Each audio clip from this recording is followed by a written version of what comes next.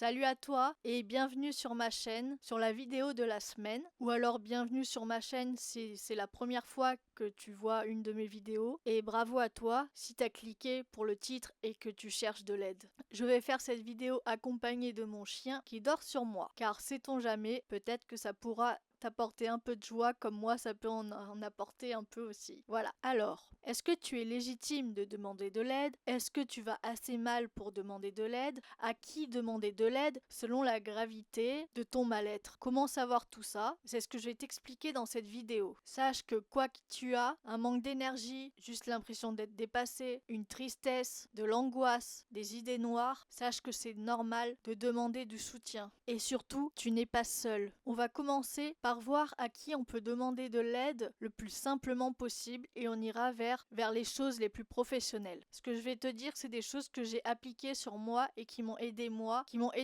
à demander de l'aide et avoir un suivi psychologique. Donc j'espère que ça t'aidera aussi. Premier point, tu peux en parler à quelqu'un de ton entourage, un ami, ton partenaire, ta mère, ton père, quelqu'un de ta famille. Mais là encore, je sais à quel point c'est difficile parce que tu n'es pas forcément bien entouré et même si tu l'es, les gens ne comprennent pas forcément et ne savent pas forcément quoi faire. Donc ça dépend vraiment de ton entourage. Moi pour ma part, je pouvais parler mais on pouvait pas me proposer de solution. Donc il y a un moment où j'ai dû demander de l'aide un peu plus à des professionnels. Mais si juste parler peut t'aider, déjà, c'est bien. Deuxième chose qui m'a beaucoup aidé à un moment précis de ma vie, c'est les forums où les gens ont à peu près les mêmes problèmes que toi. C'est-à-dire que j'ai été sur des forums TDAH, dépression, sur Facebook. Il y a des forums privés, donc aucun de tes amis peut voir ce que tu écris dedans. Et il y a des forums sur Internet et il y a des Discord aussi. Alors attention, parce que dans ce lot-là, il y a aussi des gens hyper sensibles, hyper émotifs. Donc tu peux très bien être aidé et soutenu, comme des fois un peu être jugé. Pour ma part, ça m'est arrivé une ou deux fois. Donc voilà, attention. Mais j'ai eu aussi de la grande aide. On m'a vraiment aidé pour savoir où me diriger pour faire reconnaître mon TDAH. Voilà. Après, il existe aussi des chats anonymes avec des gens qui sont là pour soutenir, des psys et tout. Je crois que je l'ai fait une fois, ça. Après, il y a toutes les ressources éducatives. Il y a toutes les vidéos YouTube où tu peux écrire en commentaire et tu peux prendre des outils qui pourraient t'aider. Ça, c'est tout ce qui est sur Internet. C'est un peu de l'auto-soutien et de l'entraide avec d'autres gens. Voilà. En troisième, je mettrai les associations. Alors, je ne sais pas si tu vis dans une grande ville ou une petite ville. Effectivement, ça peut être plus compliqué. Mais dans les grandes villes, il y a des associations, par exemple sur le TDAH, sur la dépression, sur la bipolarité, où il y a des groupes de parole et où tu peux y aller, t'inscrire et tout ça. Alors, encore une fois, pour l'instant, il faut être capable de se bouger. Donc, si tu es en dépression sévère, c'est un peu plus compliqué pour le moment. Mais on va voir dans les étapes après ce qu'il faut faire si vraiment tu ne peux pas sortir de chez toi. Mais voilà, il existe des associations. Tu peux très bien chercher dans ta ville autour de toi. Voilà. Quatrième point, tu peux consulter un professionnel. Alors, là, ce que j'entends par professionnel, ça peut être juste voir un médecin, ton médecin généraliste, et lui expliquer que tu te sens pas bien, et lui il peut te réorienter vers un professionnel, un psychiatre ou autre, ou même lui te prescrire des médicaments pour commencer. Et ça, c'est si tu as la force de t'organiser à demander de l'aide et que c'est pas urgent dans l'immédiat. Voilà. Pareil, tu peux demander d'avoir un rendez-vous avec un psychologue ou un psychiatre en cherchant sur Doctolib. Mais ça, tu vas devoir attendre des fois 1 mois, 3 mois ou même plus selon les professionnels. Donc ça, c'est si tu es capable de pouvoir attendre jusque-là. Moi, quand j'étais en détresse, c'est ce que j'avais fait. Mais je n'ai pas pu attendre, donc j'avais quand même pris les rendez-vous. Et ensuite, j'ai fait une autre étape que on va voir juste après. Du coup, la cinquième, qui est les lignes d'écoute.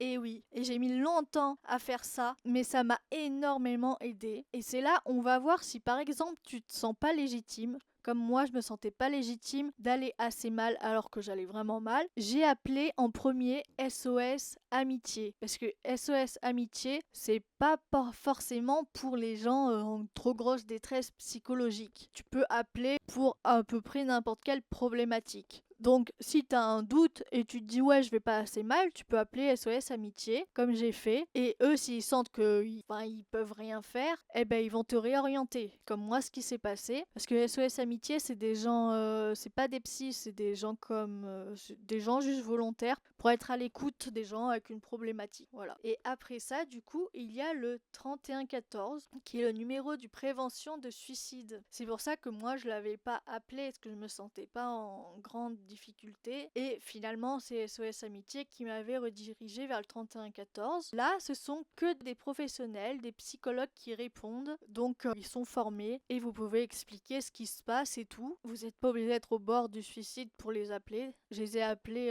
2-3 fois et ils m'ont bien aidé. Et eux pareil, si vous n'arrivez pas à demander de l'aide à un professionnel, à avoir la force d'en parler à votre entourage ou quoi, je trouve que les lignes d'écoute sont vraiment la meilleure option. Vous êtes chez vous avec votre téléphone, vous pouvez appeler directement là maintenant. Si tu te sens pas bien, appelle directement un de ces numéros. Alors là, moi je te dis ceux que je connais, SOS Amitié et 3114. Après, il en existe d'autres évidemment. Comme par exemple Fil Santé Jeune, qui est pour les moins de 25 ans, il me semble, qui est le 0800 235 236. Et sinon, numéro d'Europe, écoute en détresse psychologique, mais eux je les connais moins, je les ai jamais appelés. Mais voilà, là si tu te sens pas bien, vraiment appelle SOS Amitié ou le 3114. Et si vraiment tu vas très mal, alors évidemment tu peux appeler le 15, le SAMU, carrément les urgences. Moi c'est ce qui s'était passé, j'ai eu SOS Amitié qui m'a bifurqué sur 3114, qui eux m'ont dit bifurquer sur le 15. Si vous savez que vous êtes très mal, vous pouvez appeler directement le 15. Voilà. Mais vraiment, demandez de l'aide. Je pense que les lignes d'écoute sont la chose la plus facile à faire quand on peut